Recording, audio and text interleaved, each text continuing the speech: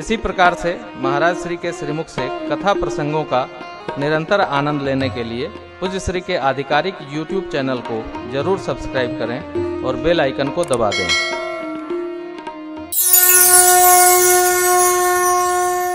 स्नेह और संबंध, मान और सम्मान, ये थोड़ा थोड़ा नहीं, पूरा।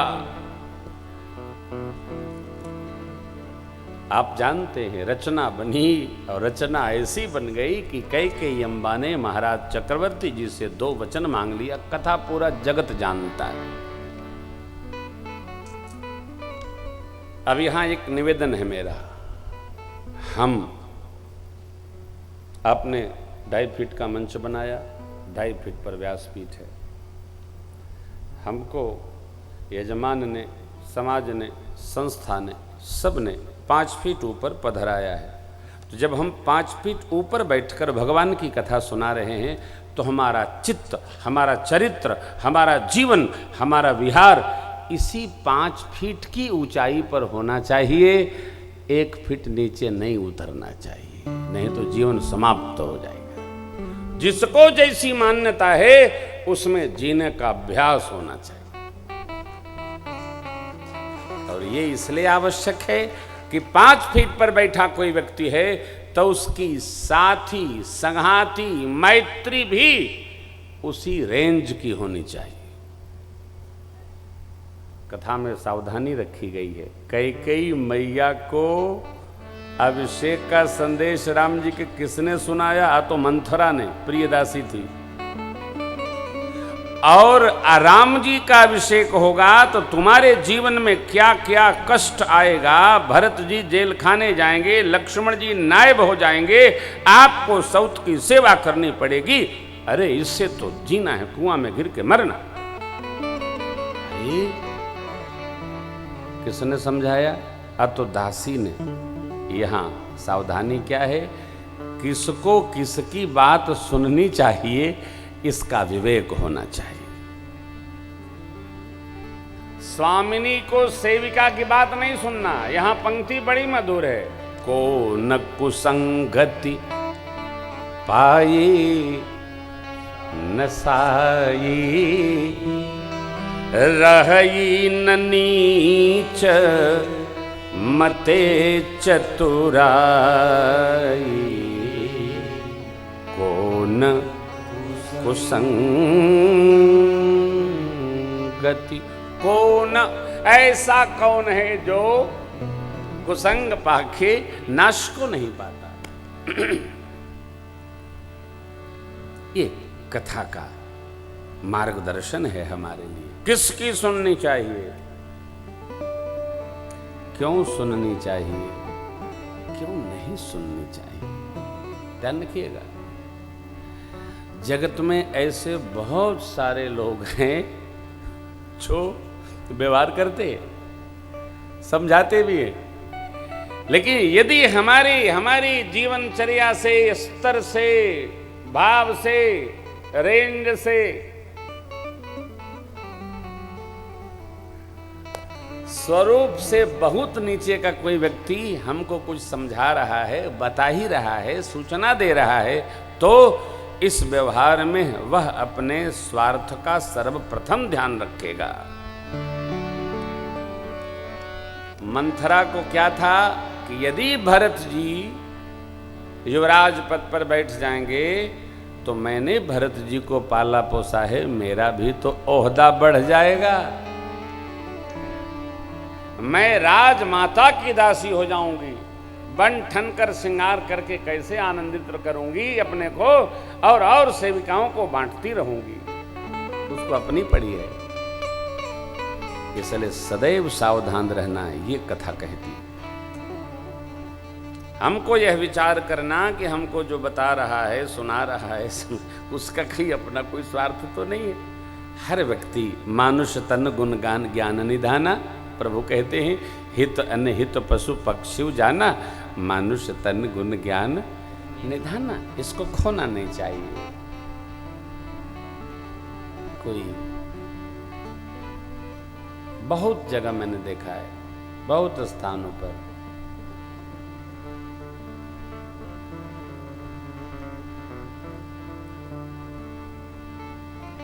कोई संस्था का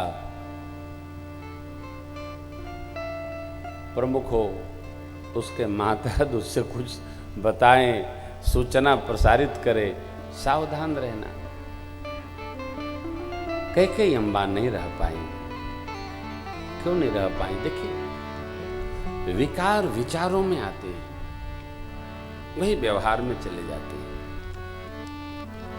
जो कई अम्बा कहती हैं मंथरा से, मंथरे जो तुमने सूचना हमको दी, यदि भगवान ब्रह्मा हमको हमारे पुण्यों से जन्म अगले जन्म में प्रदान करते हैं, शरीर देते हैं, तो उनसे मैं यही मांगूंगी, जो विधि देह जन्म करी छोहू, हो राम सिय पूत पतोहू। राम जी मेरे पुत्र हों और सीता जी हमारी पुत्र वधू हों, ये मैं मांगूंगी। अरे एक क्षण में बदल गया? नहीं, संग दोष क्या से क्या बना देता है वो। अच्छी संगति बढ़ा देती है और बुरी संगति गिरा देती है। भगवान ने स्वीकार किया, लेकिन प्रभु ने कैसे स्वीकार किया? बड़ी अम्बा से परमात्मा कहते हैं, मां, प्रभु ने, पूज्य पिताजी ने मुझे छोटा अयोध्या का नहीं, वन का बड़ा राज दे दिया। पिता दीन मोह कानन राजू, जहाँ सब भांति मोर बड़का, जहाँ सब भांति मोर बड़का। पूज्य पिताजी ने मुझे वन का बड़ा राज दिया। मां, अयोध्या का छोटा छोड़कर पिताजी ने बड़का राज हमको दे दिया। और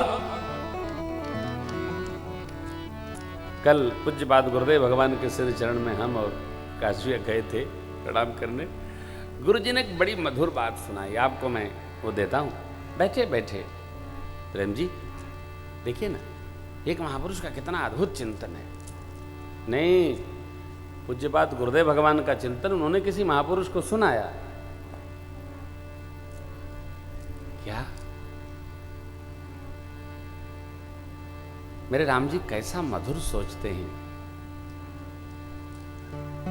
जब मां ने प्रभु से पूछा, राज सुनाकर वन क्यों दिए, ये मेरे समझ में नहीं आ रहा। तो मेरे प्रभु ने कहा, मां, पूज्य पिताजी ने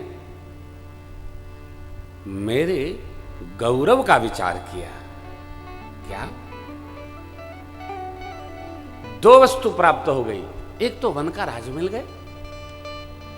यदि मैं युवराज पद पर बैठता तो अयोध्या की प्रजा हमको युवराज कहती।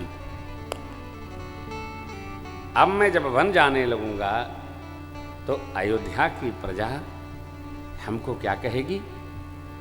अयोध्या जी के राजा भरत जी के बड़े भैया वन को जा रहे हैं। क्या कहेगी? अयोध्या जी के जो राजा हैं भरत जी, उनके बड़े भैया राम जी वन को जा रहे हैं। हमारा तो दोनों भाव से आनंद है। अयोध्या भरत जी संभालेंगे और वन प्रदेश हम संभालेंगे। क्या बात! देखो, जीवन में श्रेष्ठत्व क्या है? श्रेष्ठत्व ये नहीं है कि बनी बनाई संस्था के हम मालिक हो जाएं, बने बनाए सिस्टम के हम बॉस बन जाएं। ये कुछ करने को मिला ही नहीं। बड़प्पन क्या है? पौरुष क्या है? पुरुषार्थ क्या है? हम किसी संस्था को बना ले और तब हम उसके मुखिया बन जाएं, ये हमारा तप है। तभी ना बनेगा, हमको कुछ करने को दिखाई पड़ेगा। एक प्रसंग का संयोग है। हमारे ऑल इंडिया प्रेसिडेंट श्रीमान वीरेंद्र कुमार जी गुप्त आज अचानक ही कथा में आ गए। हो सकता है इनकी प्रकाश भैया की कोई सेटिंग हो, हमने बात नहीं किया। हमने अभी पूछा कि भैया 3 को आना था, अब 2 को आ गए। आज जो आप देख रहे हैं ना, आज तो मैं लोग मानते हैं कि बहुत बड़ा कथावाचक हो गया हूँ, लेकिन प्रधान जी ने बड़ी तपस्या की हमारे साथ, बड़ी तपस्या की। ओह क्या कहना। जब समय था चैनल पर कथा चलती थी तो सीडी बना बना लोगों को ऐसे ही बांटते थे, आप कथा सुनो बस, अरे पैसा, अरे बस कथा सुनी यही पैसा है, खाओ, कठोर श्रम। रात को एक तरफ मिठाई बनती थी, एक तरफ सीडी बनाई जाती थी, महाराज की सीडी भेजनी है, सबको सुना दे रहे। कभी कभी कहते थे महाराज जी जब कोई सुनेगा अपने आप चुनेगा, हमको कुछ नहीं कहना है, बस चलते रहना है। और इन्होंने संस्थाएं बनाई और आज हमारे सभी संस्थाओं के मुखिया हैं, जो तीनों चारों संस्थाएं, सबके मुखिया हमारे वीरेंद्र भैया है। आगे हम लोग यात्रा में 2 युग पूरा कर लिए, 24वां वर्ष जा रहा है, अगला वर्ष 25वां वर्ष, राम कथा यात्रा का हम लोगों का 25वां वर्ष प्रारंभ होगा 1 जनवरी से। 17 जुलाई लखनऊ श्री तुलसी जयंती महोत्सव से प्रारंभ करते हैं। हमारे इस परिवार में अविनाश जी मिश्र नए मेंबर आए, कहाँ गए हो? हाँ अविनाश जी, अविनाश बाबू नए, इसलिए सारी संस्थाएं के लोग, सब लोग धीरे धीरे आ रहे हैं। कानपुर से पधारे हैं हमारे प्रिय पुत्र जय गुप्ता, कहाँ बेटा? ये देखिए, ये 2 नए मेंबर आने हैं हमारे, नए बच्चे हैं, कुछ आगे चले गए। अविनाश जी की रामकथा गाई जा रही है और इनकी कथा अगले वर्ष प्रस्तावित है कानपुर में, देखते हैं कब समय निकलता है, ठाकुर जब चाहेंगे होगी।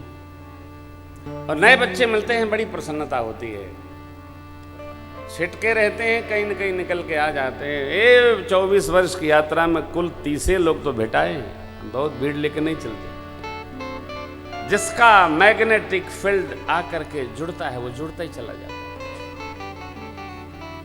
तो तप करना, बनाना, परमात्मा ने कहा मुझे पूज्य पिताजी ने बन का राज दिया हो। देखो एक अब यहाँ सिद्धांत सुना रहा हूं, क्या? पूज्य पिताजी ने जो बनाया उस पर रसरी लगाकर दीवाल खड़ा करना, ये तो महामूढ़ता है। लेकिन कलयुग के बच्चे यही करते हैं। बाबूजी अच्छा बाबूजी धन्य है, जितने लड़का उतने कमरे।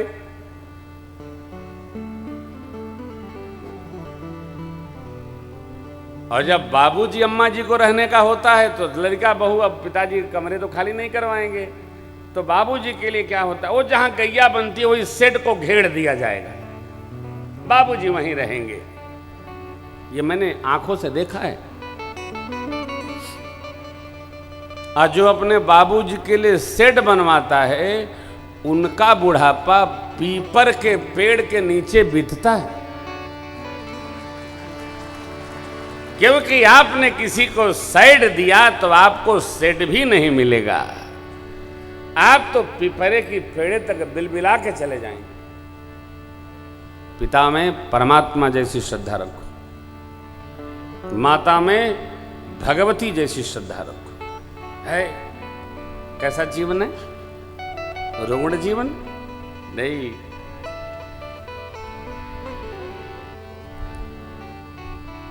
बांटने की नौबत आए ना तो घर छोड़ करके बाहर जाइए और कुछ बनाइए, फिर उसमें बंटवाइए।